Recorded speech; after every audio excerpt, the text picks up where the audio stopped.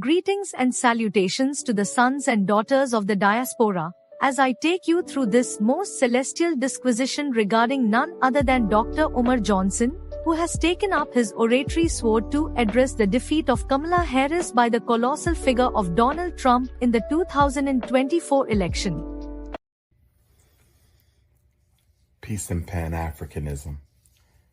And by no means am I intending to beat a dead horse. Peace and Pan-Africanism. And by no means am I intending to beat a dead horse.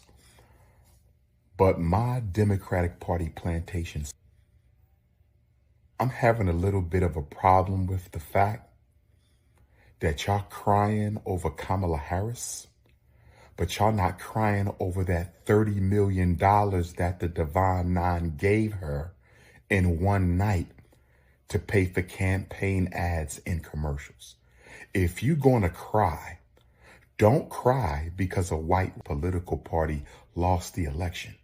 You should be crying because the Black Greeks gave Kamala $30 million in one night that the Black community can never get back. That the Black community can never get back. That the Black community can never get back. Can never get back. Why don't you cry about the $30 billion Black women in particular, but Black men as well, spend on beauty and hair products? Why don't we cry about all these Black girls who are being trafficked in this country? Why aren't we crying about all the homeless Black women with children living on the street? Why aren't we crying about all the young Black men who are losing their lives to senseless violence? Are we crying like this for these lynching victims? Are we crying like this for these police victims? But you crying for Kamala Harris?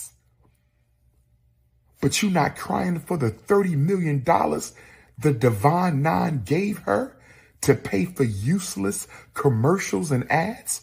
The money from which she's never getting back. Can we please stop the nonsense? Can we please get organized?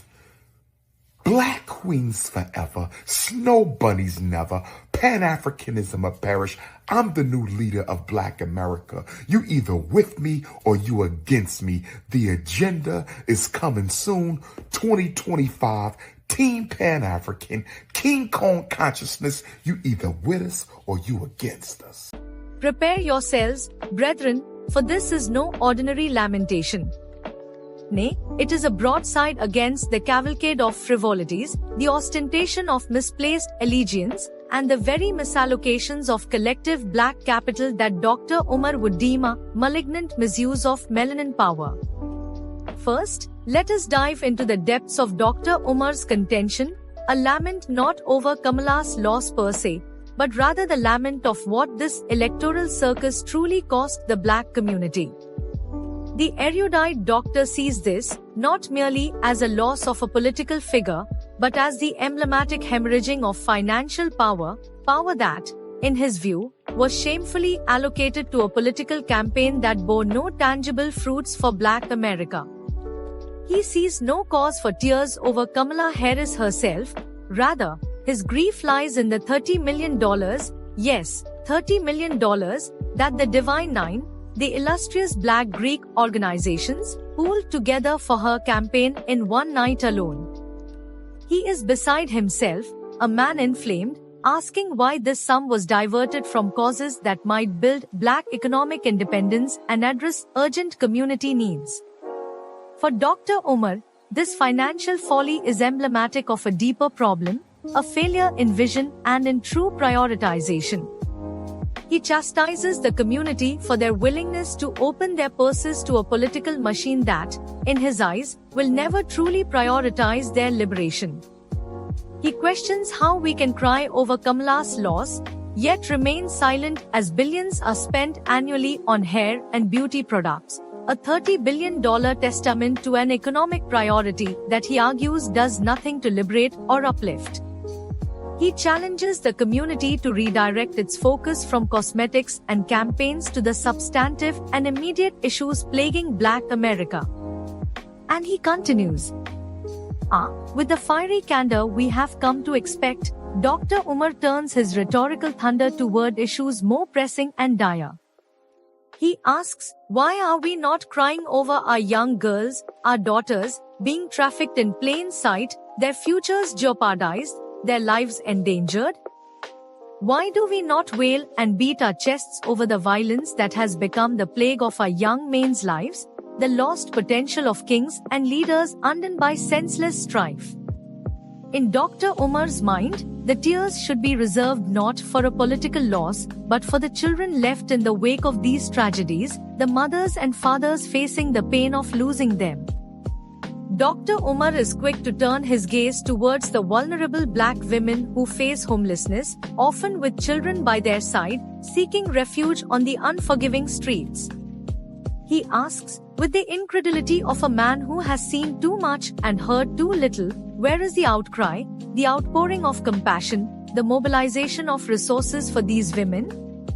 Why are the voices that so vigorously defended Kamala not equally fervent for those whose plight is as real and as immediate as the sidewalk beneath their feet? The astute doctor also directs his rhetoric toward the fallen victims of police violence, Black men and women whose names have become hashtags but whose memories are fading as the movement stagnates.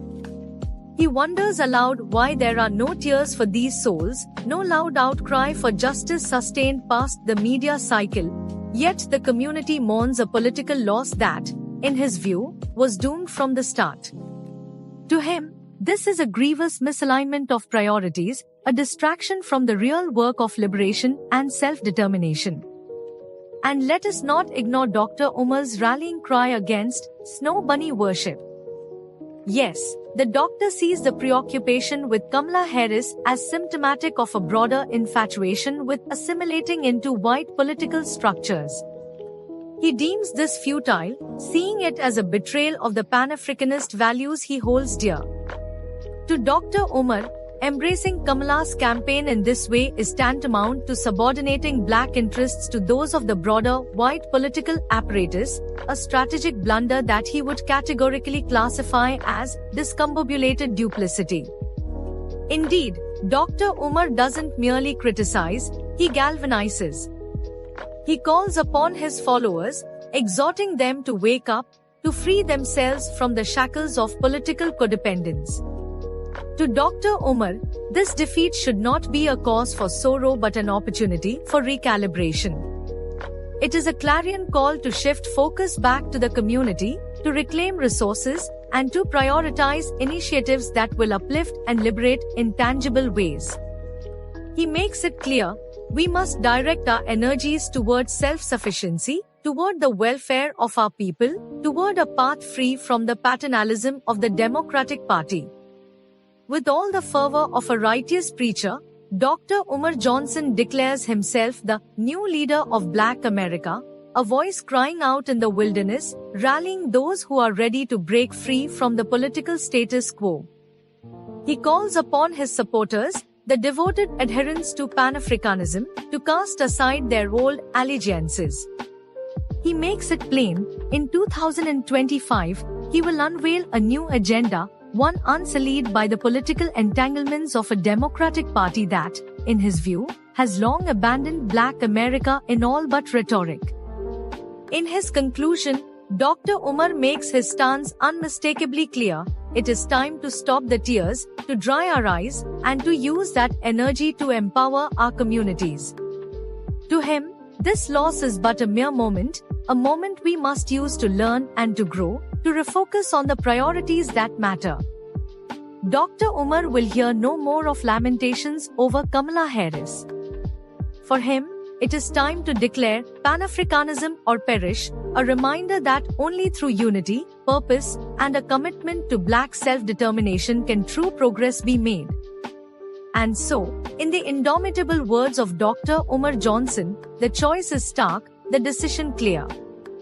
Black wings forever, snow bunnies never.